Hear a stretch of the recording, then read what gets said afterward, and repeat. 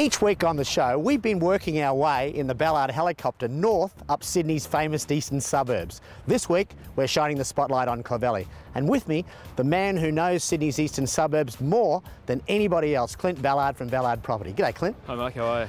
Have we hit the money suburbs yet? Not quite. We're almost there, Mark. But yeah, no, most definitely. Clovelly's seen some fantastic growth over the last couple of years. Probably in the last 5 to 10 years, mostly.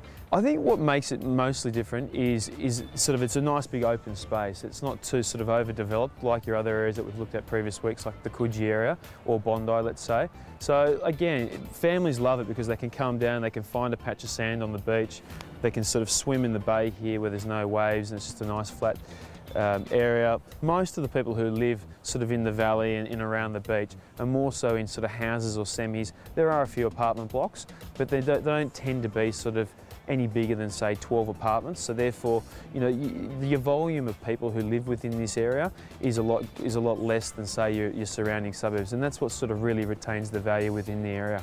Another thing is the proximity that the suburb presents within the eastern suburbs. You still can head towards the airport. You're only a couple of minutes away. You've got the city, which fantastic public transport, also to Bondi Junction, which is great services. You've got a lot of sort of sporting stars live here, like your jockeys, your footballers, because it's close to sort of where obviously the race course at Randwick. You've got the FSS, the football stadium there. I'd say Clovelly as a suburb as a whole sort of mainly consists of a couple of different types of properties. You've more got sort of like your nice single level cottage, seaside bungalows, which have been nicely retained and restored over the years. Then obviously those properties have been sort of, the floor plans have been manipulated and sort of obviously been trying to max out the land size. So you've got a lot of two-storey houses. And then like I said, you've got sort of key apartments that, there's been some new developments just over on the other side of the bay where there's 3-bedroom apartments, but predominantly they consist of 2 bedrooms and they can either sort of be Art Deco or sort of 1960s, 1970s. So can you give us an example of some properties and some prices in the area? For an apartment in this area, you're probably not looking, probably anywhere from $550 upwards, and you're sort of looking anywhere upwards to sort of $850 for a 2-bedroom.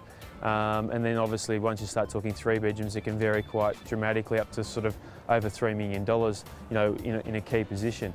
And then you've sort of got your semi-market, which predominantly I'd say would be the strongly contested market in this area, where it's, your 2-bedroom semis, you're looking sort of now median price around $1 million. They're starting to creep up now, sort of, 1.1, 1.2. If they're renovated, they can go all the way up to sort of 1.5. Do you have a particular one that you're trying to market at the moment? Yeah, look, we're currently marketing a property in a fantastic street, just not far away from the bay, in Pacific Street. It's a cul-de-sac position, and it's got a little park, a little reserve at the end, so it's just a short walk, level walk down to the beach. I sort of see it selling somewhere in the higher ones. We've been selling semis anywhere from 1.5 to 1.7, 1.8, and probably in not as good a position as this. So, I think the property probably lays somewhere in the high ones. That would be realistic, but look, on the day, who knows in an area like this.